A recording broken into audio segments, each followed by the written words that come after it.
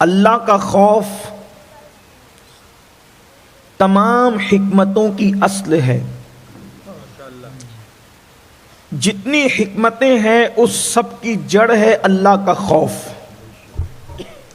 اگر عاشق بننا ہے تو اللہ کا خوف چاہیے، اگر عالم بننا ہے تو اللہ کا خوف چاہیے، اگر نیک بننا ہے تو اللہ کا خوف چاہیے، اگر چہروں کو جگمگانا ہے تو اللہ کا خوف چاہیے، اگر عبادت خانوں کو آباد کرنا ہے تو اللہ کا خوف چاہیے، اگر اللہ کا ولی بننا ہے تو اللہ کا خوف چاہیے، اگر اللہ کا محبوب بننا ہے تو اللہ کا خوف چاہیے، اگر اللہ کے نزدیک عزت والا بننا ہے تو اللہ کا خوف چاہیے، اگر قبر میں اپنے جسم کو کیڑوں سے بچانا ہے تو اللہ کا خوف چاہیے، اگر دنیا اور آخرت کی رسوائی سے محفوظ رہنا ہے تو اللہ کا خوف چاہیے۔ اس لیے کہ جب دل میں اللہ کا خوف اور اللہ کی خشیت بس جاتی ہے تو پھر انسان کہ دل کا تعلق خود بخود گناہوں سے ٹوٹ کر کے نیکیوں کی طرف مائل ہونے لگتا ہے۔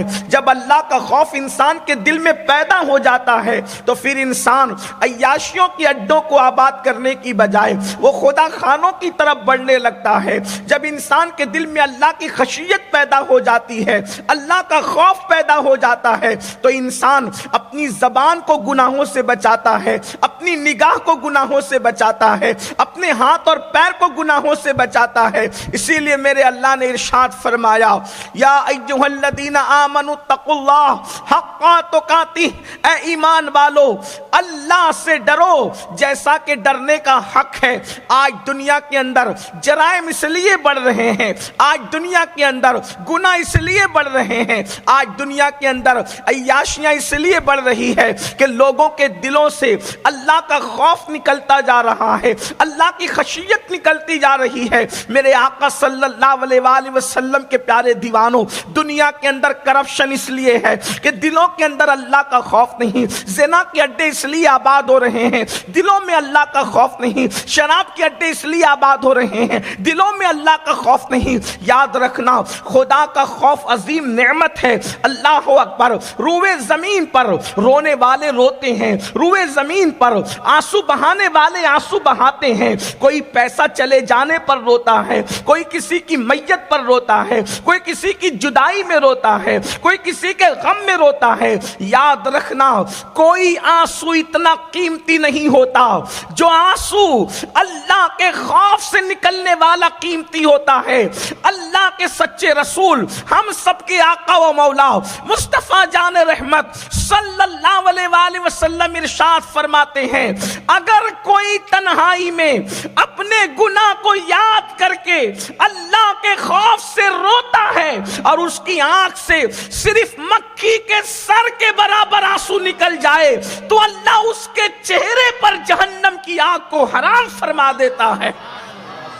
اللہ کے خوف سے نکلنے والا آنسو جسم کے جس حصے سے لگ جائے، جسم کے جس حصے سے مس ہو جائے، اللہ رب العزت اس پر جہنم کی آگ کو حرام فرما دیتا ہے۔ اسی لیے آپ دیکھیں اللہ والے اللہ کے خوف سے روتے نظر آتے ہیں۔ حضرت سیدنا امام سفیان ثوری رضی اللہ تبارک و تعالیٰ عنہ، اللہ اکبر، آپ کی راتوں کا حال یہ تھا، اللہ کے خوف سے رویا کرتے تھے۔ مولائے کائنات سید السادات سیدنا علی مرتضیٰ کرم اللہ تعالی وجہ الکریم کے بارے میں ہے، جب رات کے آخری پہر میں آپ اپنا وقت گزارتے اس طرح روتے جیسے کوئی سانپ کا ڈسا ہوا تڑپ تڑپ کر اور بلک بلک کر کے روتا ہے، اس طرح روتے۔ افضل البشر بعد الانبیاء بالتحقیق سیدنا ابو بکر صدیق رضی اللہ تعالیٰ عنہ اللہ کے خوف سے روتے ہوئے ایک مرتبہ ارشاد فرماتے ہیں، کاش میں انسان بن کر پیدا نہ ہوا ہوتا،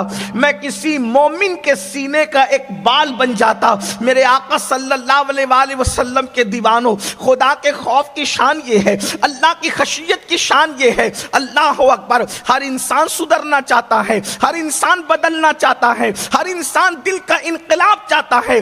یاد رکھنا، خدا کے خوف کے بغیر دل دلوں میں انقلاب نہیں آ سکتا۔ اور اگر اللہ کا خوف چاہیے، اللہ کی خشیت چاہیے، تو یاد رکھنا خدا کا خوف جو ہے وہ بازاروں میں نہیں ملا کرتا، خدا کا خوف جو ہے خریدا نہیں جا سکتا، خدا کا خوف جو ہے یوں ہی حاصل نہیں کیا جا سکتا۔ ساری نیکیوں کی اور حکمت کی جڑ اللہ کا خوف اور خشیت ہے۔ اور اللہ کا خوف کس کو ملتا ہے؟ تو قرآن کہتا ہے انما یخشی اللہ من عبادہ العلماء، کہ بے شک اللہ کے بندوں میں اللہ سے ڈرنے والے اگر کوئی ہیں تو وہ علم والے ہیں۔ علم کی برکت سے اللہ کا خوف نصیب ہوتا ہے، علم کی برکت سے اللہ کی خشیت نصیب ہوتی ہے۔ جہالت جتنی بڑھتی جائے گی اتنی بے خوفی بڑھتی جائے گی۔ آج لوگ بے خوفی کی زندگی کیوں گزار رہے ہیں؟ ان کے پاس علم نہیں۔ اور ایک بات بھی آپ کو عرض کر دوں، آپ سوچتے ہوں گے کہ اللہ کے بندوں میں علم والے اللہ سے ڈرتے ہیں، تو ہم کچھ علم والوں کو دیکھتے ہیں کہ وہ تو نہیں ڈرتے۔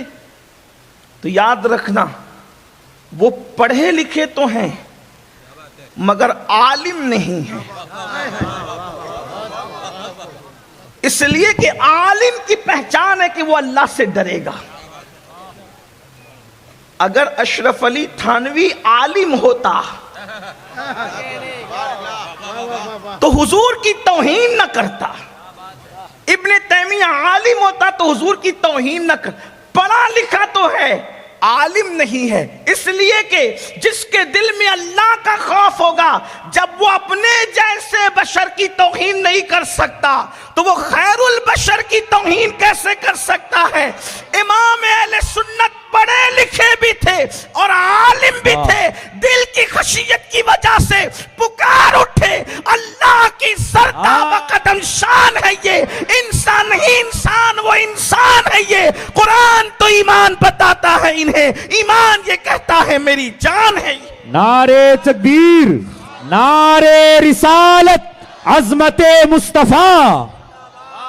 تو یاد رکھنا ہر پڑھا لکھا عالم نہیں ہوتا اور ہر عالم پڑھا لکھا ہوا کرتا ہے۔ تو آج لوگوں کے اندر جو جہالت ہے اسی کی وجہ سے گناہ عام ہو رہے ہیں، جرائم عام ہو رہے ہیں۔ میرے آقا صلی اللہ علیہ وآلہ وسلم کے دیوانوں، اللہ کے رسول صلی اللہ علیہ وآلہ وسلم نے اسی لیے علم کی طرف اپنی قوم کو پیش رفت کرنے کا حکم دیا، علم کی طرف بڑھنے کا حکم دیا۔ علم کیا ہے؟ یاد رکھنا میں دنیاوی علوم کا مخالف نہیں ہوں، لیکن جلسہ چونکہ مدرسہ کا ہے اس لیے میں آج آپ کے سامنے دینی علوم کے حوالے سے کچھ باتیں عرض کرنا چاہتا ہوں، لیکن مفہوم مخالف آپ مراد نہیں لیں گے۔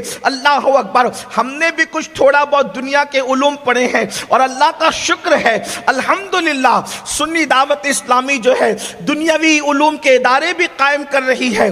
خود بفضل ہی تعالی ایک انگلش اسکول اور ایک جونیئر کالج کا میں خود بھی چیئرمین ہوں، اس اعتبار سے اپنا تعارف کرانا کبھی پسند بھی نہیں کیا، لیکن اللہ کا شکر ہے عصری علوم کی خدمت ہم لوگ بھی کر رہے ہیں۔ مگر یاد رکھنا یہ دنیا کے جو علوم ہے وہ دنیا میں کام آئیں گے، مگر جو علم دین ہے انشاءاللہ وہ قبر تک جائے گا، قبر میں کام آئے گا۔ میرے آقا صلی اللہ علیہ وآلہ وسلم کے دیوانوں، آج ہم لوگوں کا حال کیا ہو گیا ہے؟ بچے کو اسکول کے لیے تو اٹھاتے ہیں لیکن علم دین کے حوالے سے ہماری کوئی دلچسپی نہیں ہے۔ زیادہ سے زیادہ بچے کو قرآن پڑھنا سکھا دیں گے، وہ بھی درست تلفظ کے ساتھ نہیں، وہ بھی صحیح انداز سے نہیں۔ اللہ اکبر، حال یہ ہے 3-3 4-4 بچوں کے باپ بن گئے، ابھی تک غسل کا اسلامی طریقہ بھی نہیں پتا، ابھی تک نماز پڑھنے کا صحیح طریقہ بھی نہیں پتا۔ مسلمانوں بتاؤ، اللہ اکبر، ہم نے کمپیوٹر سیکھا، ہم نے 25-25 سال لگا دیے، کس کے لیے؟ جو ڈگریاں دنیا میں کام آئے گی ان کے لیے 25-25 سال لگائے، اور جو ڈگری قبر میں جائے گی 25 گھنٹے بھی اس علم دین کے لیے ہم نے کوشش نہیں کی۔ اللہ کے رسول صلی اللہ علیہ وآلہ وسلم ارشاد فرماتے ہیں رات کے مختصر سے حصے میں علم دین کا حاصل کرنا پوری رات جاگ کر نفل عبادت کرنے سے بہتر ہے۔ میرے آقا صلی اللہ علیہ وآلہ وسلم کے دیوانوں، اللہ کے حبیب صلی اللہ علیہ وآلہ وسلم ارشاد فرماتے ہیں جو علم دین سیکھتا ہے مچھلیاں اس اس کے لیے دریا میں دعا کرتی ہے، جو علم دین سیکھتا ہے پرندے اس کے لیے گھونسلوں سے دعا کرتے ہیں، چونٹیاں اس کے لیے بلوں سے دعائیں کرتی ہے۔ اللہ اکبر۔ اور اللہ کے رسول صلی اللہ علیہ وآلہ وسلم فرماتے ہیں طالب علم یعنی علم دین کا سیکھنے والا جس قبرستان سے گزر جاتا ہے ان قبروں سے عذاب کو اٹھا لیا جاتا ہے۔ اندازہ کریں، اللہ اکبر، علم دین کا حاصل کرنے والا اگر قبر کے قریب سے گزر جائے تو قبر کا عذاب اٹھا لیا جائے تو خود اس پر کیسے عذاب ہو سکتا ہے؟ یہاں تک فرمایا گیا علم حاصل کرو ماں کی گود سے قبر میں جانے تک کے۔ اللہ اکبر۔ آج میری قوم نے علم دین کو، علم قرآن کو، علم حدیث کو، علم فقہ کو کوئی اہمیت نہیں دی۔ اگر مسلمانوں سے معلوم کریں آپ تو فلمی دنیا کے بارے میں بہت کچھ پتا ہے، مسلمانوں سے معلوم کریں آپ سیاست کے بارے میں بہت کچھ پتا ہے، دنیا میں کیا رہا بہت کچھ پتا ہے، ہونا بھی چاہیے، منع نہیں کرتے، لیکن اگر ان سے پوچھ لو اللہ کے بارے میں کیا عقیدہ ہونا چاہیے، رسول اللہ کے بارے میں کیا عقیدہ ہونا چاہیے، ولیوں کے بارے میں کیا عقیدہ ہونا چاہیے، کوئی جواب نہیں بن پڑتا۔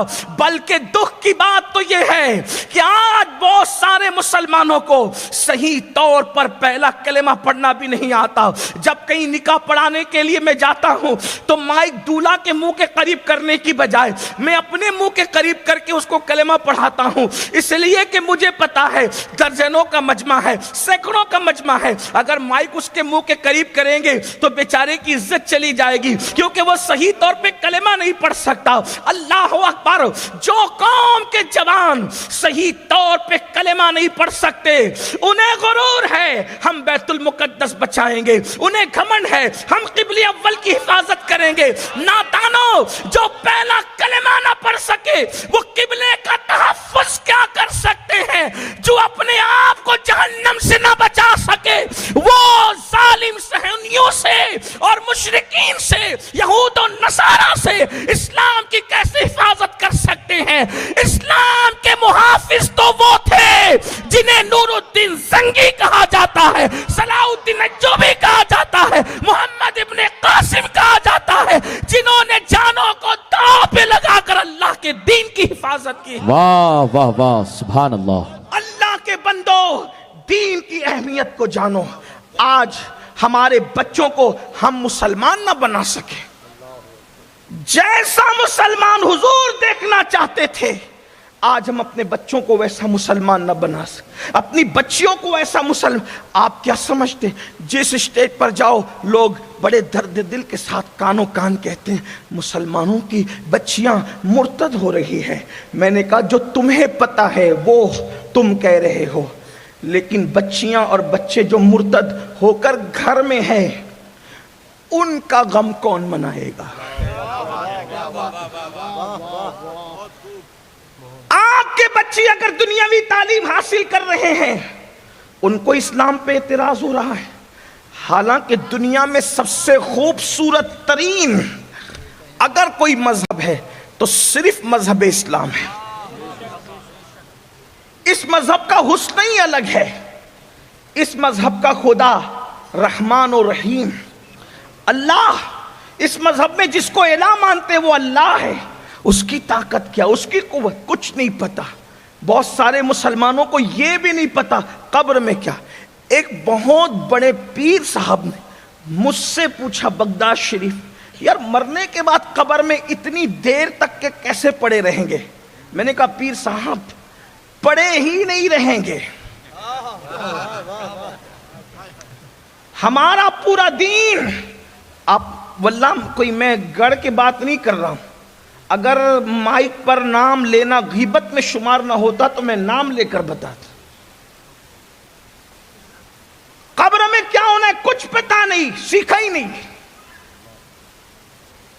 یہ جو لوگ مرنے سے ڈرتے اسی لیے کہ ان کو علم نہیں ہے کہ قبر میں ہونا کیا ہے، قبر میں کیا ہونا ہے۔ جتنی خوبصورت دنیا کی زندگی ہے اس سے کروڑ درجہ زیادہ مومن کی زندگی قبر کی خوبصورت ہے۔ اور دنیا، توجہ کرنا، حدیث پاک ہے یؤمنون بالغیب ہم غیب پر ایمان لانے والے لوگ. حدیث پاک ہے, تو قرآن کی آیت میں نے پڑھی یؤمنون بالغیب, غیب پہ ایمان لاؤ. حدیث پاک ہے کیا ماں کا پیٹ دنیا کے سامنے جتنا چھوٹا ہے, توجہ کریں, ماں کا پیٹ دنیا کے سامنے جتنا چھوٹا ہے, مومن کی قبر اتنی وسیع ہے کہ اس قبر کے سامنے دنیا اتنی چھوٹی ہے جتنی دنیا کے سامنے ماں کا پیٹ چھوٹا ہے. جب مومن قبر میں جاتا ہے تو اس کی قبر کو تا حد نگاہ کشادہ کر دیا جاتا ہے, جنت کا بستر بچھا دیا جاتا ہے, جنت کی کھڑکی کھول دی جاتی ہے, اور اس کو کہا جاتا ہے سو جا ایسے جیسے پہلی رات کی دلہن سوتی ہے. ادھر دیدار مصطفیٰ کر کے آنکھیں بند کی, ادھر فرشتے آ کے کہیں گے چلو قیامت کی صبح ہو گئی. جس کو دیکھ کے آنکھیں بند کی تھی, آنکھیں کھول کے پھر اسی کا دیدار کر لیا. نعرے تکبیر, نعرے رسالت, نعرے حیدری. دنیا سوچ رہی ہے صدیاں بیت گئی, مگر وہاں اٹھنے والا کا سوچے گا رات کو سویا تھا صبح کو بیدار ہو گیا. علم نہیں ہے مسئلہ, اس لیے لوگ مرنے سے کیوں ڈر, حاجی صاحب مرنے سے ڈر رہے ہیں, نمازی صاحب مرنے سے ڈر رہے ہیں, بڑی معذرت کے ساتھ دیندار کہلانے والے بھی مرنے سے ڈر رہے ہیں. میں تو لوگوں کو یہ بات کہتا ہوں, شاید آپ نے سنا بھی ہوگا, یوٹیوب کا دور ہے, کہ مدینے جانے سے جتنی خوشی ہوتی ہے مومن کو مر جانے سے اس سے زیادہ خوشی ہوتی ہے. کیونکہ مدینے منورہ جاؤ تو گنبد نظر آتا ہے, اور مر جاؤ تو گنبد والا بے حجاب نظر آتا ہے. جان تو جاتے ہی جائے گی, قیامت یہ ہے اب یہاں مرنے پہ ٹھہرا ہے نظارہ تیرا, قبر میں لہرائیں گے تا حشر چشمے نور کے جلوہ فرما ہوگی جب طلعت رسول اللہ. واہ واہ واہ, سبحان اللہ, سبحان اللہ, سبحان اللہ. کوئی مرنا ہی نہیں چاہتا. جنت میں سب مرنے کی دعا کرنے کی اجازت نہیں, لیکن موت سے نفرت کرنے کی اجازت بھی نہیں. اس سے خوبصورت زندگی کیا ہے. حضور کو دیکھا آنکھیں بند کی, کوئی چھوٹی موٹی چیز ہے.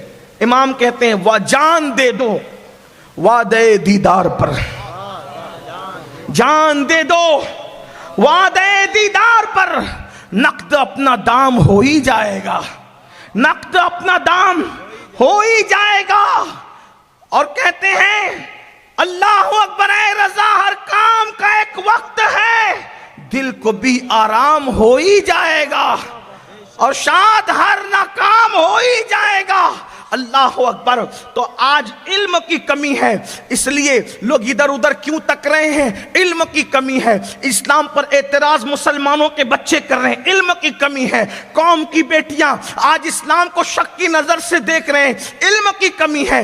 اللہ اکبر. ایسے وقت میں اگر یہ مدرسے قائم ہے, یہ مدرسے کیا ہے, ان کی اہمیت جانو, ان کی قدر جانو. اللہ کے رسول صلی اللہ علیہ وآلہ وسلم نے ارشاد فرمایا العلم حیات الاسلام و عماد الدین, علم اسلام کی زندگی ہے اور دین کا ستون ہے. ایک دور تھا مسلمانوں کا بچہ پڑھا لکھا رہتا تھا, مسلمانوں کے چھوٹے چھوٹے بچوں کے پاس اتنا علم رہتا تھا, اللہ اکبر, کہ اتنا علم لوگوں کے بڑے بڑوں کے پاس نہیں رہتا تھا. آئیے اگر بچے کی بات آئی ہے تو پھر میں نبی کے گھر کے ایک بچے کی بات کروں, جس گھر کے بچے کو امام اہل سنت نے نور کا بیان فرمایا ہے.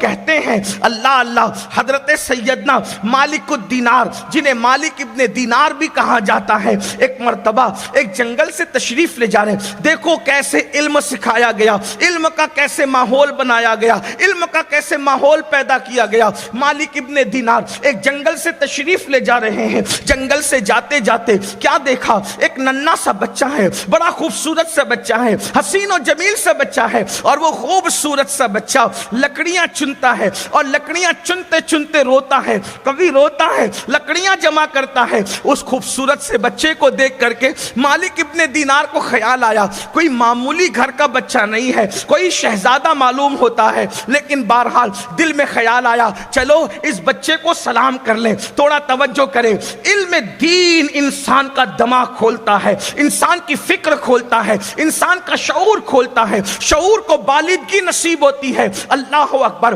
اس لیے اپنے بچوں کو اتنا علم تو ہمیں دینا چاہیے کہ کم سے کم ضروریات دین کا علم ہمارے بچوں کے پاس ہو. ہر مسلمان کا بچہ نماز جانے, وضو جانے, نکاح کے مسائل, طلاق کے مسائل, حلال و حرام کے مسائل, یہ سب ہمارے بچے کو پتہ ہونا چاہیے. جتنا علم سیکھنا فرض ہے, بچوں کو اور بچیوں کو جب تک اتنا علم نہیں سکھاؤ گے بچوں کا ایمان نہیں بچا سکتے. قرآن کہتا ہے قُوْ أَنفُسَكُمْ وَأَهْلِكُمْ نَارًا, اپنے آپ کو بھی جہنم کی آگ سے بچاؤ اور اپنی اولاد کو بھی جہنم کی آگ سے بچاؤ. یاد رکھنا, پھر کہتا ہوں دنیاوی علوم کا مخالف نہیں, مگر سن لو, اگر دنیا کی ڈگری بچوں کو نہ دلائی اللہ قیامت میں نہیں پوچھے گا. اگر آپ نے دینی فرض و علوم نہ سکھائے تو اللہ قیامت کے دن تم سے پوچھے گا. مجرم بنو گے, مجرم. آج ہمارے بچے جو ڈکیتی کر رہے ہیں, شراب پی رہے ہیں, زنا کے اڈوں پہ جا رہے ہیں, سود کے اڈوں پہ جا رہے ہیں, وجہ علم دین ان کے پاس, بلکہ ماں باپ کی ناقدری کر رہے ہیں, علم دین ان کے پاس نہیں. ماں باپ کو ستا رہے ہیں, علم دین ان کے پاس نہیں. ماں باپ سے بغاوت کر رہے ہیں, علم دین ان کے پاس نہیں. آج اگر بیویوں کو مارا پیٹا جا رہا ہے, علم دین ان کے پاس نہیں. طلاق کی بات کی جا رہی, علم دین ان کے پاس. سارا رونا اسی پر ہے, علم دین ان کے پاس نہیں. اللہ کے رسول نے عرب کے صحرا نشینوں کو زیور علم سے آراستہ کیا. عرب کے صحرا نشینوں کو زیور علم, حضور نے جو انقلاب پیدا کیا وہ خالص علمی انقلاب تھا. غلاموں کو اتنا علم دیا کہ صحابہ کے دور کے بعد علمی قیادت آزاد کردہ غلام اکثر کرتے نظر آ رہے ہیں. دیکھ لیں آپ, بڑے بڑے ائمہ وہ لوگ ہیں جن کا کبھی خاندان غلامی میں جو ہے وہ بسر کیا کرتا تھا. آپ اس کی ایک تاریخ ہے. تو عرض یہ کر رہا تھا, مالک بن دینار نے سوچا اس بچے کو سلام کروں. اچھا, یہ آج ہم سلام کی سنت بھی چھوڑ چکے, وہ بھی علم نہ ہونے کی وجہ. اگر میں اسٹیج سے سلام کرنے کی سنت بیان کروں تو بھی لوگ ناراض ہوں گے, کیونکہ یہ بھی جہالت ہے. لیکن ہم نے تو بلایا تھا تقریر سننے کے لیے, تو سلام کی سنتیں شروع کر دی. انہیں پتہ ہی نہیں ہے کہ سلام کیا ہے. سلام وہ ہے, اللہ کے رسول علیہ السلام ارشاد فرماتے ہیں سلام کرو گے تو غرور ختم ہوگا, سلام کرو گے تو دل کے کینے ختم ہوں گے, سلام کرو گے تو دل صاف ہوگا, اور سلام کرنے والے کو 90 نیکی ملتی ہے, جواب دینے والے کو 10 نیکی ملتی ہے. سلام اللہ کی بھی سنت ہے, توجہ کریں, سلام اللہ کی بھی سنت ہے, رسول اللہ کی بھی سنت ہے, فرشتوں کی بھی سنت ہے, انبیاء کی بھی سنت ہے, مومنین کا طریقہ ہے. جب قیامت قائم ہوگی تو اللہ سلام کرے گا, وَامْتَازُوا الْيَوْمَ أَيُّهَا الْمُجْرِمُونَ, اور اس سے پہلے اللہ ارشاد فرماتا ہے سلام قولا من رب رحیم. اللہ سلام کرے گا اپنے بندوں کو, رحمان کی طرف سے سلام ہوگا. لیکن جب اللہ سلام کرے گا تو مجرموں کو چھانٹ دیا جائے گا. فرشتے سلام علیکم طبتم, فرشتے سلام کریں گے مومنوں کو, مومن ایک دوسرے کو سلام کریں. یہاں ایک بات مجھے یاد آئی, جنت میں نماز نہیں ہوگی لیکن جنت میں سلام ہوگا. آج کل کچھ لوگ نماز تو پڑھتے ہیں لیکن وہ سلام سے چڑھتے ہیں. بلکہ اگر آپ منطقی طور پر حدیث کا اشارت النص لے کر بات کریں تو جنت میں 2 چیزیں آپ کو ملے گی. نمبر 1 سلام اور زیارت. آج کل کچھ لوگ سلام سے بھی چڑھتے ہیں اور زیارت سے بھی چڑھتے ہیں. زیارت کہتے ہیں کسی کو دیکھنا, کسی کو دیکھنا, یہ زیارت ہے. صحیح ہے, آسان لفظوں میں گجرات کا خیال کر کے, بورسد والے اور گرد نواز سے آنے والوں کا خیال کر کے, تو اگر آپ دل میں تمنا کریں گے کہ آج غوث اعظم کو دیکھنا ہے تو جنت میں دیدار ہو جائے گا. غریب نواز کو دیکھنا ہے تو دیدار ہو جائے گا. صابر پاک کو دیکھنا ہے دیدار ہو جائے گا. مخدوم سمنا کو دیکھنا ہے دیدار ہو جائے گا. اپنے سچے پیر کو دیکھنا ہے دیدار ہو جائے گا. اس لیے کہ جنت میں آپ ہی آپ ہوں گے. 1857 کے بعد کے بگڑے ہوئے لوگ جنہوں نے صحابہ سے بھی بغاوت کی، جنہوں نے اہل بیت سے بھی بغاوت کی، اور جنہوں نے مالک جنت محمد الرسول اللہ سے بھی بغاوت کی، بگڑے ہوئے لوگ وہاں نہیں ہوں گے، کیونکہ قرآن کہتا ہے الا قیلا سلاما سلاما، وہاں کچھ نہیں ہوگا، اور کیا ہوگا؟ صرف سلامتی سلامتی ہوگی. یعنی وہاں دہشت گرد لوگ نہیں ہوں گے، سلامتی والے لوگ ہوں گے. اس سے بڑا دہشت گرد کون؟ دنیا کے دہشت گرد تو زندوں کو مارتے ہیں، ان سے بڑا دہشت گرد کون ہوگا؟ جو قبروں پر بھی بلڈوزر چلاتے ہیں، جو قبر والوں پر بھی دہشت گردی کرے، ان سے بڑا دہشت گرد کون؟ لیکن کون ہے؟ میں نام لے کر کے کسی کی اہمیت بڑھانا نہیں چاہتا، اس لیے کہ ہماری زبان اتنی قیمتی ہے، جو یار کا نام لیتی ہے وہ اغیار کا نام کیسے لے سکتی؟ زندہ باد زندہ باد، واہ واہ واہ. اس لیے ابھی آپ کو تمنا کرنا پڑے گا کہ ہمارا نام بھی ان کی زبان پہ، ابھی تم اتنے قیمتی نہیں ہو کہ آپ کا نام لے کے آپ کی اہمیت بڑھائے. کہ کچھ لیتے تو ہیں آپ والے، میں نے کہا یہ ان کی فراخ دلی ہے، جو لیتے یہ ان کی فراخ دلی ہے، یا پھر ان کی سادہ دلی ہے. لیکن ہم تو نہیں لیں گے، اس لیے کہ ہم سادہ دل بھی کے قائل ہیں، فراخ دلی کے بھی قائل ہیں، لیکن تھوڑی سی تمہیں غیرت کے اظہار کے بھی بارے میں ہم جو ہے وہ کچھ سکھانا چاہتے ہیں. تو بہرحال میں یہ بات عرض کرنا چاہتا ہوں، کیا کچھ لوگ ایسے ہیں جو زیارت سے بھی چڑھتے ہیں اور سلام سے بھی چڑھتے ہیں، گویا کہ وہ بتاتے ہیں کہ جو کام جنت میں ہونے والا ہے ان سے ہمیں چڑ ہے، کیونکہ ہمیں جنت میں جانا.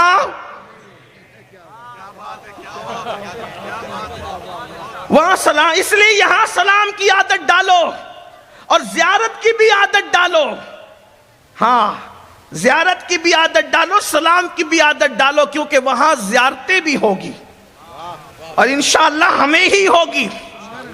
لیکن سنیو، یاد رکھنا، اگر شراب پیتے رہو اور پھر جنت کا خواب دیکھو، گارنٹی اس ممبر کی نہیں ہے. عورتوں پر پاپ کی نظریں بھی ڈالو اور جنتی ہونے کا خواب بھی دیکھو، اس ممبر کی گارنٹی نہیں. سود کے دھندے بھی کرو اور جنت کا خواب بھی دیکھو، اس ممبر کی گارنٹی ہے. وہ اور لوگ ہوں گے جو سود کا دھندا کرنے کے بعد بھی تمہیں یہ ضمانت دے کہ تم جنتی ہو، کبھی نہیں ہو سکتا. سود کا دھندا کرنے والوں پر تو امام ابن حجر فرماتے ہیں شب قدر میں بھی میں نے عذاب ہوتے دیکھا. آپ کیا سمجھتے ہیں؟ یہ مت سمجھو کہ صرف سنی کہلا کر جنت میں چلے جاؤ گے. میں اپنے علماء کی تائید، اگر میں صحیح جملہ کہہ رہا ہوں تو تائید چاہتا ہوں، اور غلط کہہ رہا ہوں تو اصلاح کریں. میں ابھی اپنی جملے کو واپس لے. صرف سنی کہلا کر کے جو چاہو کرو اور جنت میں جاؤ، ایسا نہیں ہو سکتا. تمہارے گھر کی شادیوں میں ڈی جے بجے پھر تم جنتی، پوری زندگی کبھی مسجد کا منہ نہ دیکھو فجر کی نماز میں پھر بھی تم جنتی، یہ نہیں. اللہ کے رسول صلی اللہ علیہ وآلہ وسلم نے تو یہاں تک فرمایا ہم حضور کے پابند ہیں، آپ کے نہیں. آپ کو برا لگتا ہے تو آپ معاف کریں، نہیں معاف کر سکتے تو آپ خوش نہیں. لیکن اتنا ضرور کہوں گا، جب اللہ کے رسول نے فرما دیا جس نے نماز چھوڑ دی میں محمد اس سے بیزار ہوں، جس سے حضور بیزار ہو جائیں اسے جنت کیسے ملنے؟ میرے بھائی، جس سے ماں ناراض ہو اس کو جنت نہیں ملے گی، جس سے حضور ناراض ہو اس کو جنت کیسے مل سکتی ہے؟ جو ماں باپ کو ناراض کر دے، حضور فرماتے اس کو جنت نہیں. ماں کے قدموں تلے جنت، لیکن جو مالک جنت ہے وہ حضور ہیں. اللہ نے انہیں مالک جنت بنایا.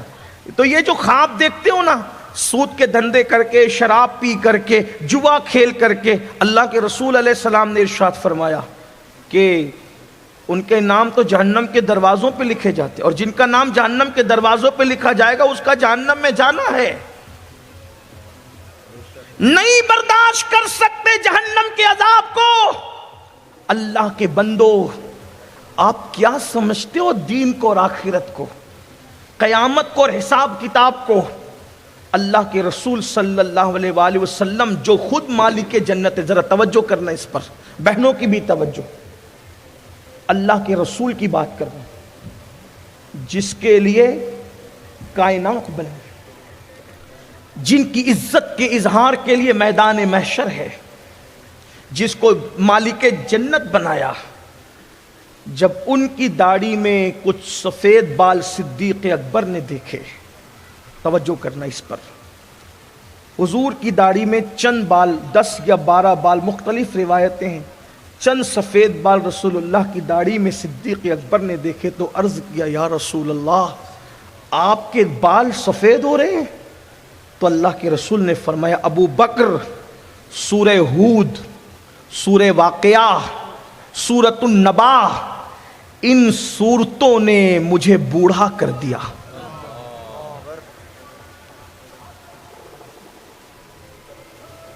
ان صورتوں میں کیا ہے؟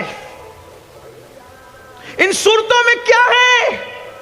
اللہ کے رسول فرما رہے ابو بکر ان صورتوں نے مجھے بوڑھا کر دیا۔ اللہ کے رسول فرما رہے ان صورتوں نے مجھے بوڑھا کر دیا۔ اگر حضور نہ کہتے، میری زبان میں جرأت نہیں تھی یہ حدیث بیان کرتا، یہ بات کرتا، کیا تھا؟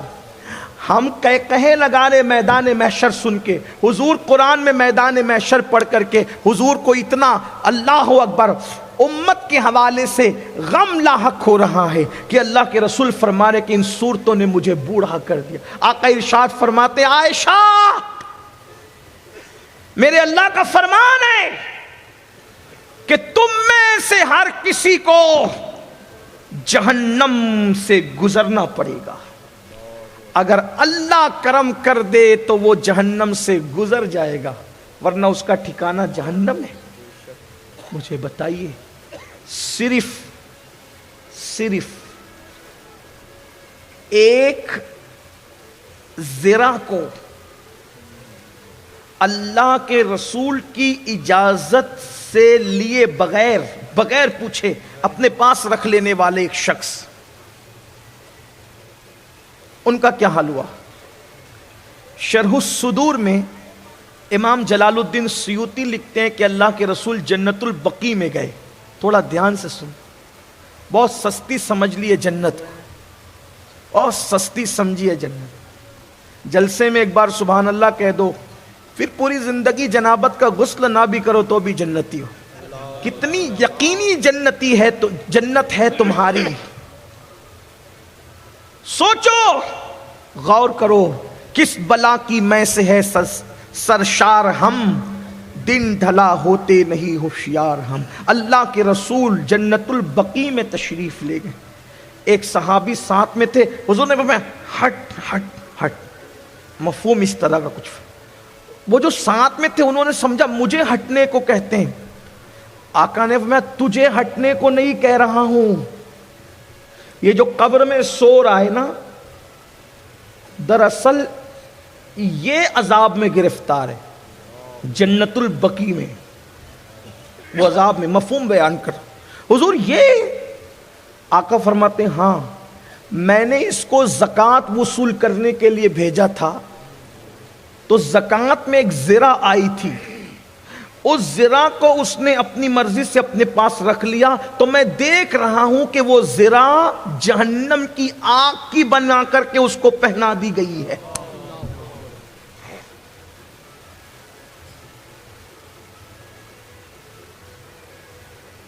کس کو اللہ کے رسول نے جس شخص کو زکوٰۃ وصول کرنے کے لیے بھیجا، اور یہاں تو پہلا کلمہ بھی یاد نہیں ہے اور اپنی جنت کو یقینی سمجھ رہے۔ مجموع الزوائد کی روایت ہے، جو اپنے آپ کو قطعی اور یقینی جنتی سمجھے، آقا فرماتے میں محمد اعلان کرتا ہوں کہ وہ جہنم میں جائے گا۔ کہاں ہے میدان محشر؟ کیا ہے؟ ام المومنین سیدہ عائشہ صدیقہ رضی اللہ تعالیٰ عنہ، جس کے بستر پہ قرآن نازل ہوتا تھا، جب وہ آخرت کو یاد کرتی تو اتنا روتی تھی کہ روتے روتے جب دوپٹے سے آنسو پوچھتی تھی تو آپ کا دوپٹہ ایسے نچوڑنا پڑتا جیسے دھونے کے بعد دوپٹہ نچوڑا جاتا ہے۔ ان لوگوں کو نہیں پتا تھا اللہ رحمان ہے رحیم ہے، حضور رحمت للعالمین، انہیں نہیں پتا تھا۔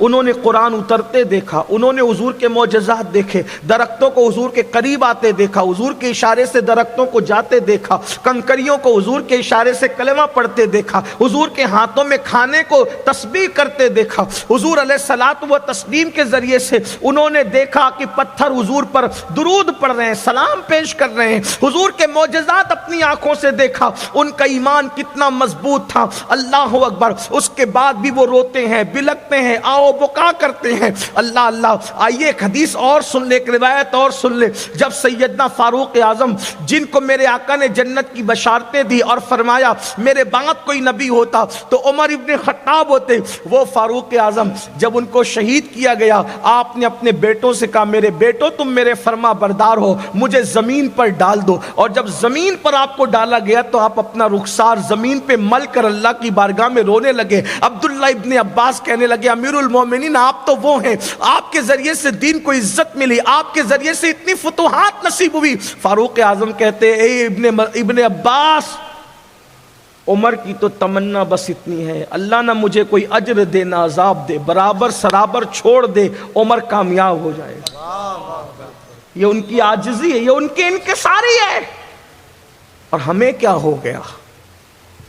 ہم تو پوری زندگی کبھی فجر کی نماز میں نہیں گئے۔ جو نماز پڑھتے ہیں ان کا وضو چیک کر، ایک اچھا عالم اگر ہمارا وضو چیک کر لے تو شاید ہمارا وضو کامیاب نہیں ہوگا۔ عالم چیک کرے تو ہمارا وضو کامیاب نہیں ہو سکتا۔ علیم بذات الصدور چیک کرے گا تو ہمارے وضو کا کیا حال ہوگا؟ ایک اچھا عالم ہماری نماز چیک کر لے تو ہماری نماز کس کھاتے میں رکھی جائے گی؟ عالم کے پاس نماز چیک کرائیں جو سچا عالم ربانی ہو تو اپنی نماز کا کیا ٹھکانہ؟ علیم بذات الصدور چیک کرے گا ہماری نمازوں کو کیا حال ہوگا؟ کیا دن ہم دیکھ رہے ہیں، بے فکر ہو کر کے بیٹھے۔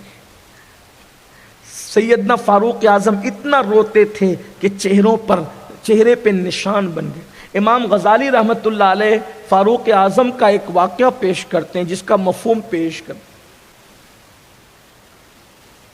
حضرت عبداللہ ابن عمرو ابن عاص کی تمنا تھی کہ فاروق اعظم کی شہادت کے بعد میں ان کو خواب میں دیکھوں۔ توجہ کرنا، مفہوم پیش کر رہا ہوں۔ عبداللہ ابن عمرو ابن عاص صحابی ابن صحابی ہے، ان کی تمنا تھی کہ میں فاروق اعظم کو خواب میں دیکھوں۔ 12 سال ہو گئے فاروق اعظم کی شہادت کو، اور کہاں آرام کرنے؟ ہم سنیوں کا یقین ہے کہ صدیق و فاروق جنت میں سو رہے ہیں، ہے نا؟ جہاں 2 رکعت پڑھنے کے لیے ہر مکتبہ فکر کا آدمی نمبر لگا کر کھڑے ہوتا ہے، ایک دوسرے کو دھکے دیتا ہے، وہاں وہ حضور اس سے اور قریب حضور کے قدموں میں سو رہے ہیں، آرام کر رہے ہیں۔ حضرت پیر نصیر الدین نصیر بہت خوبصورت بات کہتے ہیں نام آتے ہی ابو بکر عمر کا لب پر کیوں بگڑتا ہے وہ پہلو میں سلائے ہوئے ہیں۔ حضور کے قدموں میں سونے والے ابھی بھی جنت میں سو رہے ہیں، جنت میں آرام کر رہے ہیں۔ میرے امام کہتے ہیں سادین کا قران ہے پہلو ہے ماہ میں، جرمٹ کیے ہیں تارے تجلی قمر کی ہے، اور محبوب رب اکبر ہے اس سبز قبہ میں، پہلو میں جلوہ گاہ عتیق و عمر کی ہے۔ اللہ اکبر۔ فاروق اعظم رضی اللہ تبارک و تعالیٰ عنہ کو دیکھنے کی تمنا عبداللہ ابن عمرو ابن عاص کے دل میں تھی۔ 12 سال کے بعد اس شان سے فاروق اعظم کو دیکھا، ایسا لگتا تھا کہ جیسے غسل کر کے، ابھی تازہ غسل کر کے کہ بدن سے پانی کے قطرے ٹپک رہے ہیں، آپ تشریف لا رہے ہیں۔ تو فاروق اعظم کو دیکھنے کی تمنا پوری ہو گئی تو فاروق اعظم سے کہا امیر المومنین بہت دن سے تمنا تھی کہ آپ کو دیکھوں لیکن آج دیکھا۔ تو کہا کتنے دن ہو گئے مجھے تم سے ملے ہوئے اور تم سے بچھڑے ہوئے؟ کہا 12 سال ہو گئے۔ تو کہا کہ عبداللہ جس دن سے شہادت ہوئی اس دن سے لے کے آج تک میں اللہ کو حساب دے رہا تھا، میں اللہ کو۔ کون فاروق اعظم؟ کون فاروق اعظم؟ میرے بعد اگر کوئی نبی ہوتا عمر ابن خطاب۔ کون فاروق اعظم؟ جس کو دیکھ کر شیطان رستہ بدل دے۔ رستہ تبدیل کر دے۔ کون فاروق اعظم؟ فرمایا میرے عمر کا نام لے کر اپنی محفلوں کو رونق بخشو۔ کون فاروق اعظم؟ حضور کے یہ شان والے صحابہ، ان کی عظمت جن کا ذکر توریت میں، انجیل میں، قرآن میں، وہ فرما رہے ہیں 12 سال سے اللہ کو حساب دے رہا، میرے اللہ کو مجھ پہ رحم آ گیا اور میرے اللہ نے مجھے بخش دیا، آج تم مجھے دیکھ رہے ہو۔ اس میں بھی فاروق اعظم کی شان ہے، کوئی توہین نہیں، اللہ کو حساب دے رہے ہیں، اللہ کو حساب دے رہے ہیں۔ بھائی جسے حساب دیا جاتا ہے پھر اس کا دیدار نہیں کیا جاتا، یہ بھی ان کی شان ہے۔ اگر کوئی دائیں بائیں کا رستہ نکالتا ہے تو اسے پتا ہونا چاہیے، لیکن ہمارے لیے کیا عبرت ہے۔ 12 سال تک فرماتے میں حساب دے رہا تھا، کون؟ جس کے عدل نے شیر اور بکری کو ایک گھاٹ میں پانی پلا دیا، جس نے کہا کہ اگر دریا کے کنارے کوئی بکری خارش سے مر جائے بھوکی، میں ڈرتا ہوں کہ قیامت کے دن اللہ کی بارگاہ میں کیا جواب دوں گا، جس نے ایک جبے پر خلافت سنبھالی اور پوری زندگی گزار دی، جس کے پاس دوسرا جبہ بھی نہیں تھا، جس کا حال یہ تھا سب لوگوں کو کھلاتے تھے بیت المال سے اور خود سوکھی روٹی کھاتے تھے۔ اللہ اکبر، ان کی کیا منقبت بیان کریں جن کے بارے میں جبریل امین کہتے ہیں اگر میں عمر نو لے کر کے آؤں اور عمر کی فضیلت بیان کروں تو عمر نو ختم ہوگی، عمر کی فضیلت ختم نہیں ہو سکتی۔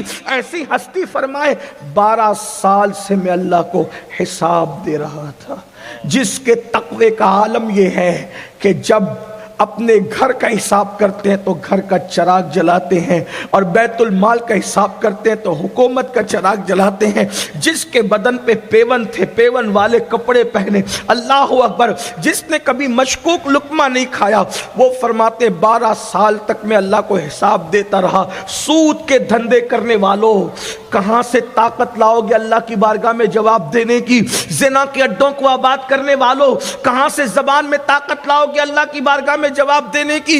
مسجدوں کو ویران کرنے والوں، کہاں سے طاقت لاؤ گے اللہ کی بارگاہ میں جواب دینے کی؟ عورتوں پر پاپ کی نظریں ڈالنے والوں، کہاں سے طاقت لاؤ گے اللہ کی بارگاہ میں جواب دینے کی؟ آقا ارشاد فرماتے ہیں قیامت کے دن وہی کامیاب ہوگا جس کو اللہ درگزر کر دے، اگر اللہ نے پوچھ گچھ کر لی تو نہیں بچ سکتا۔ اور ہم کہتے ہیں جو ہوگا دیکھا جائے گا۔ انا للہ و انا الیہ راجعون۔ کس بلا کی میں سے ہے سرشار ہم، دن ڈھلا ہوتے نہیں ہو، یہی رونا ہے اس لیے بے خوف ہو گئے محشر سے، اس لیے بے خوف ہو گئے، علم نہیں ہے۔ جس کے بیٹے جنتی جوانوں کے سردار ہے، وہ آخرت کو یاد کر کے داڑھی پکڑ کر کہتے اللہ علی پر رحم فرما۔ وہ امام اعظم جو داتا کے بھی امام ہے اور خواجہ کے بھی امام ہے، محبوب الہی کے بھی امام ہے، وہ اپنی سفید داڑھی پکڑ کے پوری پوری رات رو کر کہتے اللہ نعمان کے بڑھاپے پہ رحم فرما۔ تو قیامت میں مجھ سے کیا پوچھے گا اور میں تجھے کیا جواب دوں گا؟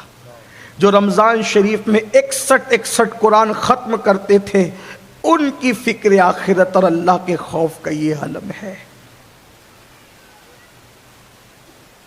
جو روزانہ ہر رات کبھی 700 کبھی 300 اور کبھی 1000 رکعت تک نماز ادا فرماتے تھے، یہ ان کی کرامت تھی کہ اللہ ان کے لیے رات اتنی طویل کر دیتا تھا۔ یہ حال تھا، علم نہیں ہے۔ سوچتے ہیں کہ قطعاً یقینی جنتی ہے ہم لوگ، نہیں، اتنی سستی نہیں ہے جنت، اور اتنی مہنگی بھی نہیں ہے جتنا 1857 کے بعد والوں نے مہنگی کر کے دکھایا۔ نہ اتنی سستی ہے جو آپ سمجھ رہے ہیں اور نہ اتنی مہنگی ہے جو وہ کہہ رہے ہیں۔ تو کیا ہے اعتدال کی راہ؟ تو امام نے بہت آسانی سے سمجھایا، کہا جنت کیسے؟ تو کہا وہ تو نہایت سستا سودا بیچ رہے ہیں جنت کا، وہ تو نہایت سستا سودا بیچ رہے ہیں جنت کا، مگر ہم مفلس کیا مول چکائیں؟ اپنا ہاتھ ہی خالی۔ ایک انگوٹھی بھی کی ابھی 51,000 کی، ہے نا, بہت مہنگی بکی. اگر میں اپنی گھڑی کو یہ کہہ دوں کہ یہ 4 آنے کی, لو خریدو, 4 آنا چاہیے مجھے, کس کے پاس 4 آنا ہے لے جاؤ اس کو, 51,000 کی خریدی نا انگوٹھی, یہ 4 آنے کی ہے. گھر جا کے کہو گے کتنا سستا سودا لگایا امین القادری نے, مگر جیب میں 4 آنے نہیں تھے.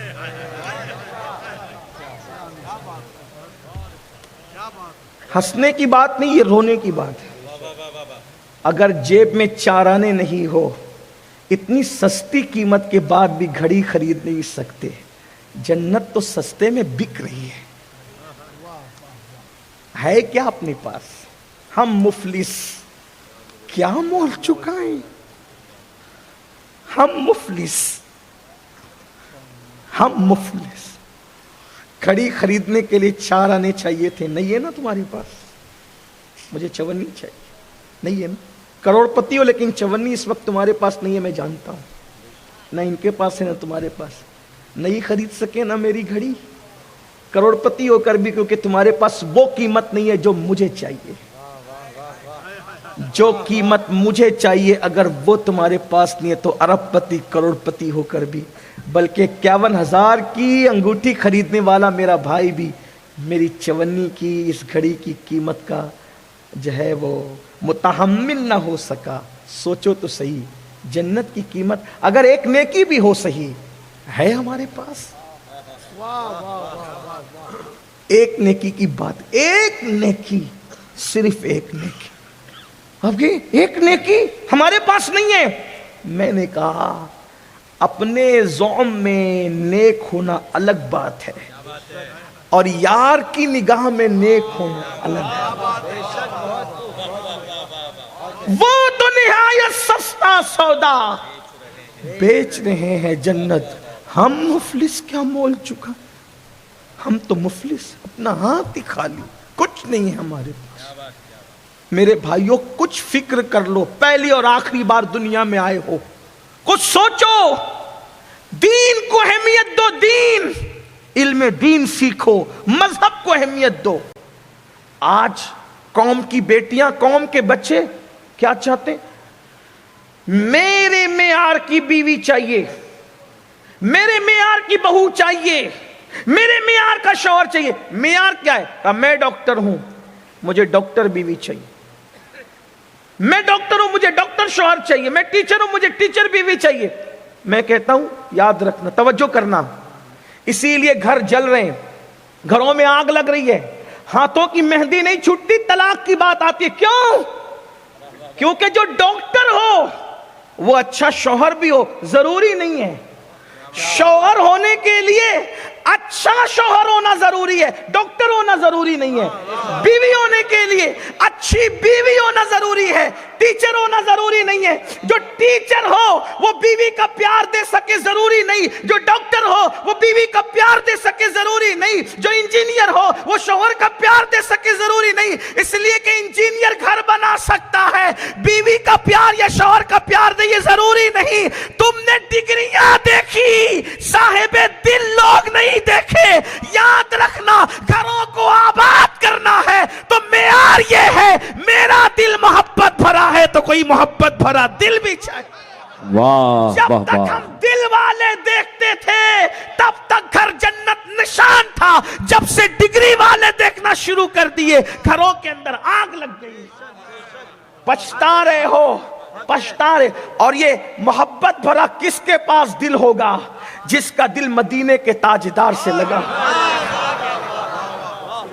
آج لوگوں کی روح پیاسی ہے کیونکہ ان کو دل والے نہیں ملتے.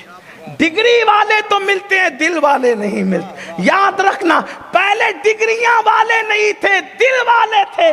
اس لیے چہرے پہ جھریاں پڑ جاتی تھی تو بھی دادا دادی سے محبت کرتے نظر آتے تھے, اور دادی دادا کے بغیر رہتی نظر نہیں آتی تھی. لیکن آج ڈگریاں ہیں مگر ایک دوسرے کے بغیر ایسی زندگی ہے کہ معاذ اللہ شوہر ہو کر بھی بیوی کسی اور کو تک رہی ہے. سب ایسے نہیں ہے الا ماشاءاللہ.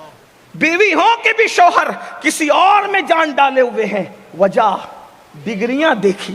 ہر ڈگری والا بگڑا ہوتا یہ نہیں کہہ رہا ہوں, میری بات کا غلط مفہوم، اس لیے کہ شوہر کی کمی شوہر پوری کر سکتا ہے، ڈاکٹر انجینئر نہیں۔ اس لیے قوم کی بیٹیوں سے کہتا ہوں شوہر ڈھونڈو، شوہر، اور اچھا شوہر تمہیں کہاں ملے گا؟ ایرو گیرے نتو خیروں کے خیمے میں نہیں، محمد الرسول اللہ کی غلامی میں ملے گا۔ واہ واہ واہ، ماشاء اللہ ماشاء اللہ۔ جو جانے وفا ہے وہاں ملے گا، اور تم اس لیے یہاں ناکام ہو کہ تمہارے پاس علم دین نہیں ہے۔ علم دین سیکھو۔ اللہ کے رسول صلی اللہ علیہ وآلہ وسلم نے جب داماد ڈھونڈا تو ایسا تھا جس کا خود کا گھر نہیں تھا، خود کا گھر کہہ رہا ہوں، خود کا گھر نہیں تھا مگر وہ دل والا تھا، وہ دل والا تھا، ماشاء اللہ ہے نا؟ توجہ فرمائیں، بیبیاں حضور کی، ہائے ہائے ہائے، قرآن ان کے بارے میں کہہ چکا، اے نبی کی بیبیوں، کیا لستن کا احد من النساء، تم اور عورتوں کی طرح نہیں ہو۔ کیوں؟ اس لیے کہ محبوب نالین پہن لے تو وہ سر پہ رکھی جاتی ہے، جو حضور کی بیویاں بن جائے ان کے مرتبوں کے معراج کا اندازہ کون لگا سکتا؟ تو اگر ڈھونڈنے نکلے ہو تو شوہر ڈھونڈو، ڈھونڈنے نکلے ہو تو بیوی ڈھونڈو، اور اچھا شوہر آپ کو اسلام کے سوا کہیں نہیں مل سکتا، اچھے ماں باپ آپ کو اسلام کے سوا کہیں نہیں۔ آپ کہیں گے امین القادری ہمیں تو نہیں ملا، میں نے کہا تم نے دولت مند ڈھونڈا، دیندار نہیں ڈھونڈا۔ رونا یہی ہے، رونا یہی ہے۔ دیکھو دیندار شوہر کی شان کیا ہوتی ہے۔ ایک شوہر کو جو شوہر بنا بھی نہیں، بننے والا کہا جاتا ہے میری بیٹی لنگڑی ہے، لولی ہے، اندھی ہے، لونجی ہے، تمہاری لغزش کو، بھول کو معاف کر دیں گے، بولو بیوی بناؤ گے؟ انہوں نے کہا فوراً جی بنا لیں گے۔ اندھی کو کوئی بیوی بناتا ہے؟ لنگڑی کو کوئی بیوی بناتا ہے؟ لونجی کو کوئی بیوی بناتا ہے؟ کون بناتا ہے؟ لیکن وہ دیندار تھے نا، راضی ہو گئے۔ یہاں تو حال یہ ہے کہ بیوی بیمار پڑ جائے تو شوہر کی توجہ کم ہونے لگتی ہے۔ یہ حالات، وجہ آپ نے اچھا شوہر نہیں ڈھونڈا۔ آپ بائک خریدنے میں کامیاب ہو، موبائل خریدنے میں کامیاب ہو، آپ گھر بنانے میں کامیاب ہو، آپ ڈگریاں لینے میں کامیاب ہو، لیکن زندگی کا پارٹنر چننے میں 90% لوگ ناکام ہو رہے ہیں، کیونکہ وہ دولت دیکھ رہے ہیں، مکان دیکھ رہے ہیں، ڈگری دیکھ رہے ہیں، سفید چمڑی دیکھ رہے ہیں۔ دل کی پہ کس کی توجہ ہے؟ دل کی توجہ۔ شوہر اچھا دل میں اترنے والے کا نام ہے، بیوی اچھی دل میں اترنے والے کا نام ہے۔ آپ کیا سمجھتے ہیں؟ اسی لیے تو بیوی کو دل کے قریب کی پسلی سے پیدا کیا گیا ہے۔ آپ سمجھتے کیا ہیں؟ اور ہمارے مذہب میں بیوی کی جو محبت کی تعلیم ہے، خدا کی عزت کی قسم کسی مذہب میں ڈھونڈ لے جا کر کے۔ آپ کیا سمجھتے ہو جیسے دکھتے ہیں ایسے ہے نہیں، اتنی گندگی بھری ہوئی ہے کہ کوئی حیثیت نہیں ہے۔ یہ صرف آپ کے مذہب کا تقدس ہے کہ اسلام بیوی کو کیا مقام دیتا ہے پتہ ہے؟ ہننا لباس لکم وانتم لباس لہن۔ کیا ہے؟ اللہ فرماتا ہے بیوی شوہر کا لباس ہے اور شوہر بیوی کا لباس ہے۔ لباس کا کیا مطلب ہے؟ آئیے ذرا، حالانکہ میرا عنوان وہ نہیں لیکن بات چل پڑی تو عرض کر رہا ہوں۔ یہی تو ہے کہ قرآن نہیں پڑھا، سب کی کتاب پڑھی، رب کی کتاب نہیں پڑھی۔ اور اگر رب کی کتاب پڑھی بھی تو تیجے میں لے کر کے بیٹھے، چہلم میں لے کر کے بیٹھے، اور گھر کے افتتاح کے موقع پہ قرآن خانے میں لے کے بیٹھے، ادھر دیکھا ادھر دیکھا ختم کیا۔ ارے کبھی اس میں غور بھی کیا، کبھی ڈوبے بھی، کبھی ترجمہ بھی اس کا پڑھا؟ کچھ نہیں پڑھا۔ کیا پڑھا؟ سب کی کتاب پڑھی، رب کی نہیں پڑھی نا۔ کیا فرمایا قرآن نے؟ ہننا لباس لکم وانتم لباس لہن۔ شوہر بیوی کا لباس، بیوی شوہر کا لباس۔ لباس کا مطلب کیا؟ نمبر ایک، پہلی بات تو لباس جسم پر رہتا ہے۔ توجہ آپ کی، اگر آپ سمجھ رہے میری بات کو تو سب کی توجہ۔ لباس کہاں رہتا ہے؟ یعنی اتنے قریب نہ دوست آ سکتا ہے، نہ امی آ سکتی ہے، نہ ابا آ سکتا ہے، نہ بچے آ سکتے ہیں، نہ بہن. اتنے قریب، جتنے قریب مجھ سے میرا لباس ہے کوئی. حالانکہ یہ لباس مجھ سے پیار کرے نہ کرے یہ تو بیچارہ بے جان ہے، یہ ایک سے پیار کرنے والے ہیں، لیکن یہ سب دور بیٹھے ہیں. سب سے زیادہ قریب میرا لباس مجھ سے ہے نا، بدن سے ایسے چمٹا ہے کوئی الگ نہیں کر سکتا. قرآن کہہ رہا ہے بیوی شوہر کا لباس ہے، شوہر بیوی کا، یعنی دونوں ایک دوسرے کے سب سے زیادہ قریب رہتے ہیں. نمبر 2، جسم پر اگر کوئی غلط سلط نشان ہو لباس چھپا لیتا ہے، عیب چھپا لیتا ہے. لباس کا کام عیب چھپانا ہے. تو بہترین شوہر وہ جو بیوی کا عیب چھپا لے، بہترین بیوی جو شوہر کا عیب چھپا لے. پھر اس کے بعد لباس خوبصورت بنا کے پیش کرتا ہے. لباس سردی سے بھی بچاتا ہے، گرمی سے بھی بچاتا ہے، برسات سے بھی بچاتا ہے. پتا چلا لباس تکلیفوں سے بچاتا ہے. بہترین بیوی وہ ہے جو شوہر کو تکلیف سے بچائے، اور بہترین شوہر وہ ہے جو بیوی کو تکلیف سے بچائے. وہ دیکھنا اسلامی شوہر اور بیوی کا تصور، جن کے پاس علم دین تھا. دیکھنا چاہتے ہو تو دیکھو. ایک صحابی ہیں، سفر میں گئے ہوئے ہیں، اور جب سفر سے واپس آئے ہیں، حضرت ابو طلحہ سفر سے واپس آئے، گھر میں بیٹے کا انتقال ہو. ادھر شوہر سفر سے واپس آنے، بیٹے کا انتقال ہوا، بیوی نے میت چھپا دی. توجہ کریں، یہ ہے علم دین سیکھنے والوں کی شان. بیوی میت چھپا رہی، سوچو تو اس ماں کے دل پہ کیا گزرتی ہوگی جس نے شوہر کی خوشی کے لیے بیٹے کی میت چھپا دی. میت کیوں چھپائی؟ میرا شوہر تھکا آ رہا آیا ہوگا، سفر سے آئے گا، اگر ٹینشن کی خبر سناؤں گی تو وہ تو یوں ہی بجھ جائے گا. چھپا دیا، میت چھپا دی. یہ ہے بیوی، اسلامی بیوی. میت چھپا دی، کھانا بنایا، بنی سنوری. جب شوہر کے لیے بننے سنورنے کا حکم ہے، یہاں علم نہیں ہے تو ولیمے میں جانے کے لیے سنورتے ہیں، بازار جانے کے لیے سنورتے ہیں. فتنہ تو ہوگا، برا نہیں ماننا. سنورنا تھا شوہر کے لیے رات کو، سنور رہے دن کو، ولیمے اور بازار میں جانے کے لیے، سب کے لیے سنوریں گے. بیوی شوہر کے لیے نہیں سنورے گی تو کس کے لیے؟ بلکہ ہمارے بزرگوں نے فرمایا جو عورت شوہر کے لیے سنورتی ہے اس کو اللہ نفل عبادت سے بڑھ کر ثواب عطا فرماتا ہے. لیکن سنورنے میں ناجائز چیزوں کا استعمال نہیں ہونا چاہیے. بہرحال بنی سوری، شوہر آئے، دیکھا، کھانا کھایا، توجہ ہوئی، وظیفہ زوجیت ادا کیا، دونوں نے غسل کیا. اب غسل کرنے کے بعد بیوی دھیرے سے کہتی ہے ایک بات پوچھنی ہے. کہا پوچھو. کہا اگر کوئی کسی کے پاس اپنی امانت رکھے اور وہ اس امانت کو واپس لے لے، آپ کا کیا خیال ہے؟ دیکھو یہ علم والوں کی باتیں ہوتی ہے. رسول اللہ کی ڈائریکٹ شاگردہ ہے نا وہ خاتون، حضور سے علم سیکھا ہے. کیا نصیبے تھے ان کے، ڈائریکٹ حضور سے تربیت لی تھی. جس نے اللہ سے سیکھا اس سے صحابہ سیکھ رہے تھے. کیا انداز ہوگا. کیا کہا اگر کسی کے پاس کوئی امانت، کوئی اپنی امانت کسی کے پاس کوئی رکھے اور وہ لے لے تو کیا خیال؟ اب بالکل اس کو دینا چاہیے. تو کہا کہ یہ بتاؤ بیٹا اللہ کی امانت ہے کہ نہیں؟ کہا بالکل ہے. کہا اس نے اپنی امانت واپس کی. کتنے اچھے انداز. اور یہاں تو حال یہ ہے کہ بچے کو ہلکا سا بخار ہے تو بیوی کا فون آتا ہے بہت بیمار ہے، بہت بیمار. پہلی بات تو یہ بہت بیمار بولا ہی نہ کرو، بہت تکلیف ہے، بہت بیمار ہے. یعنی آج کل عورتیں بڑا چڑھا کر، مرد بڑا چڑھا کر، علم ان کے پاس نہیں ہے. وہ کتنے نارمل انداز سے میت کی خبر دی شوہر کو. پتہ ہے اس پر کیا ہوا؟ اس خاتون کو جسے ام سلیم کہتے ہیں، شوہر کی خوشی کے لیے اتنی بڑی قربانی دی، رسول پاک نے ان کو جنت کی بشارت عطا فرمائی. یہ دین ہے. آج ہمیں بچیوں کو پڑھانا ہوگا. پڑھاؤ، کیونکہ مرد پڑھیں گے تو علم دروازے تک رہے گا، عورتیں پڑھے گی تو علم نسلوں تک منتقل ہوگا. مرد نے پڑھا، فرد نے پڑھا، عورت نے پڑھا، پورے معاشرے نے پڑھا. ماں کی گود جب تربیت یافتہ ہوگی تو بچے خود بخود تربیت یافتہ ہوں گے. بات دور سے دور چلی گئی.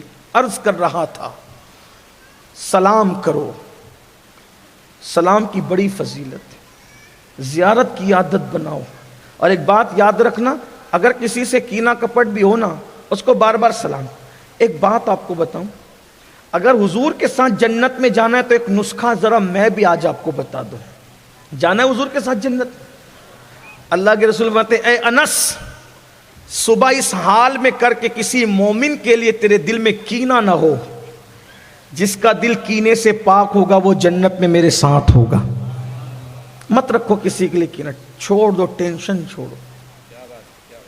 اپنا دل کسی کے کینے کے لیے تھوڑی ہے, اپنا دل تو محبت مدینہ کے لیے ہے, مدینے والے کے لیے. تو حضرت مالک بن دینار, بات اس پہ پوری کرتے ہیں. حضرت مالک بن دینار سوچا یہ بچہ بڑا خوبصورت ہے, حسین ہے, جمیل ہے, کسی اچھے گھر کا ہے, اس کو سلام کر. جیسے ہی سوچا سلام کرتے ہیں تو اچانک دوسرا خیال آیا, بچہ ہی تو ہے. کیا خیال آیا؟ بچہ ہی تو ہے, اسے کیا سلام کر.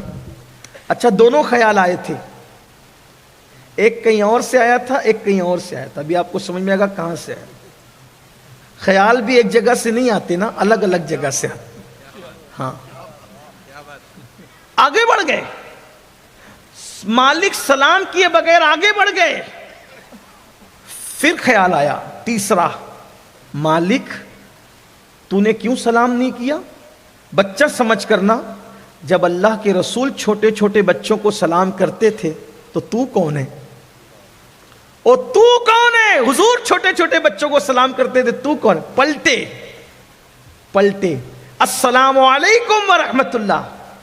بچے نے سر اٹھایا, وعلیکم السلام یا مالک ابن دینار. ہو یہ تربیت کا نتیجہ ہوتا.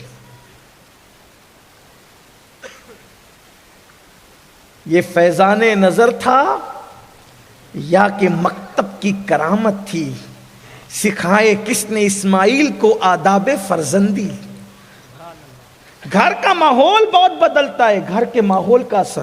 ہم لوگ گھر میں کسی کے گھر میں روزانہ میں سمجھتا ہوں 25-50 گھر تو ہمارا جانا ہوتا ہی ہوتا, اور بلا مبالغہ سینکڑوں لوگوں سے ملنا ہوتا. ایک منٹ میں مجھے اندازہ ہو جاتا ہے اس گھر کا ماحول کیا ہے, اس میں علماء آتے ہیں کہ نہیں آتے, اس میں سادات آتے ہیں کہ نہیں آتے, اس میں پیر لوگ آتے ہیں کہ نہیں آتے. بچوں کو دیکھ کر ہمیں ایک منٹ میں اندازہ بتا سکتے ہیں, اس گھر میں علماء نہیں آتے, اس گھر میں آتے ہیں, اس گھر میں مشائخ نہیں آتے, اس گھر میں آتے ہیں. ہمیں پتہ ہے جس گھر میں پیروں کا, مشائخ کا, سادات کا, علماء کا آنا جانا ہے, اس گھر کے بچے ملیں گے فوراً دستبوسی کریں گے.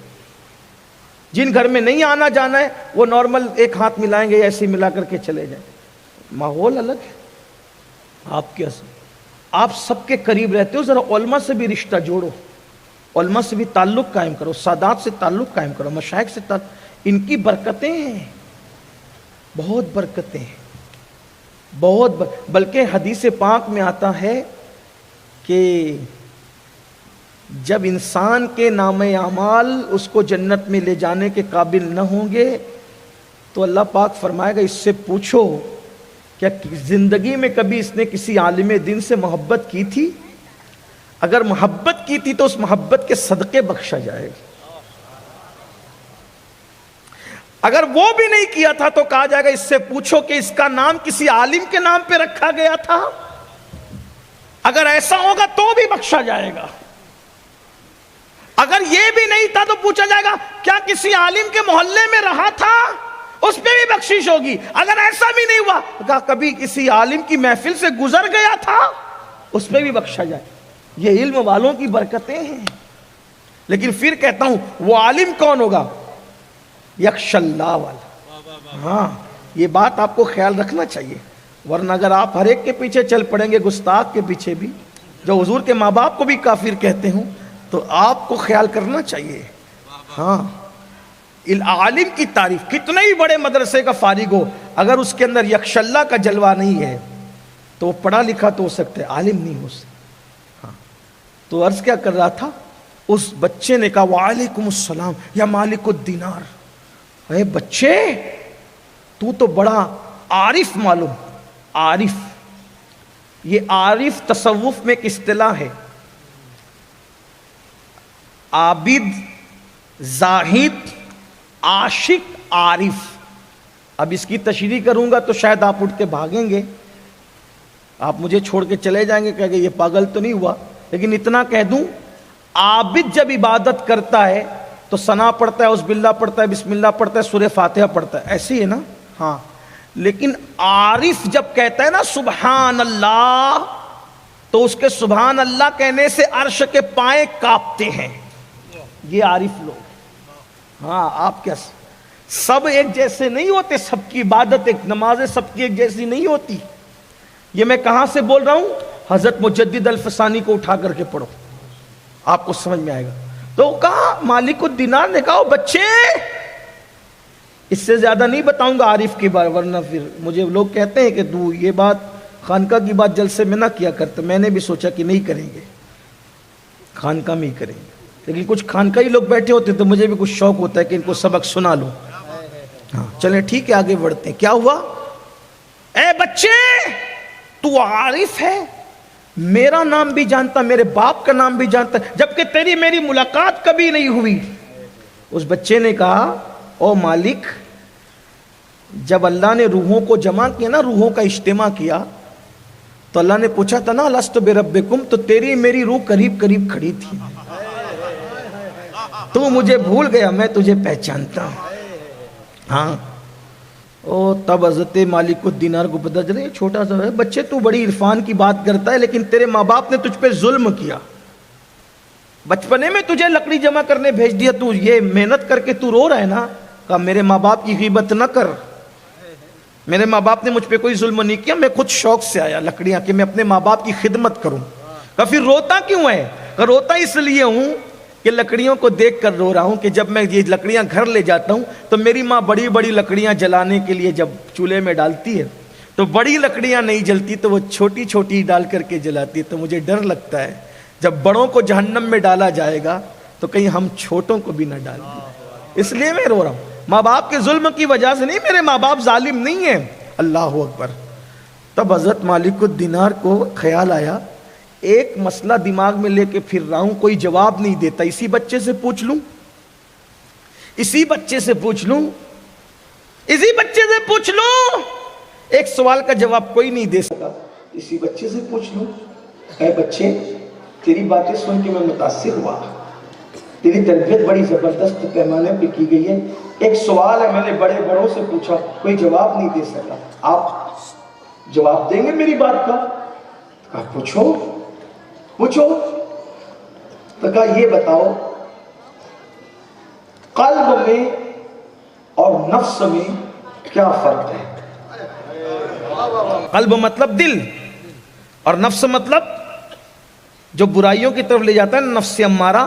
ہمیشہ کون برائیوں کی طرف لے جاتا ہے؟ نفس امارہ. اور دل ہمیشہ نیکیوں کی طرف کھینچتا ہے. تو کیا کہا, قلب میں اور نفس میں کیا فرق ہے؟ بچے نے کہا جس نے تجھے سلام کرنے کے لیے کھینچ کے لایا نا, کہ بچہ ہے مگر حضور جب بچوں کو سلام کرتے تھے تو کون ہوتا ہے؟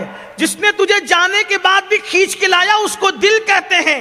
اور جس نے تجھے ورگلایا, ارے بچہ ہی تو ہے, اس کو کیا سلام کرتا ہے؟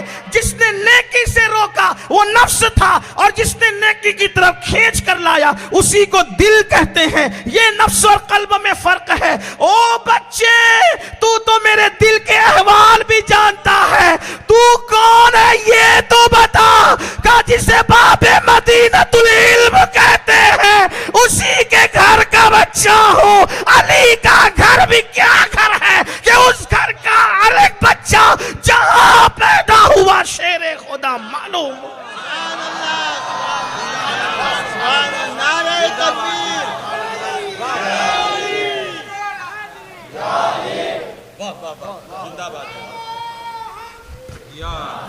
گھر میں جیسا ماحول ہوگا, عرفان کا ماحول ہوگا, تو گھر میں عرفان پیدا ہو, بچوں میں عرفان پیدا ہوگا, تقویٰ پیدا ہوگا, پرہیزگاری پیدا ہوگی. اور اگر گھر میں گانوں کا ماحول, غزلوں کا ماحول ہوگا تو گھر کے اندر بچے وہی سیکھ کر وہ کچھ کریں گے.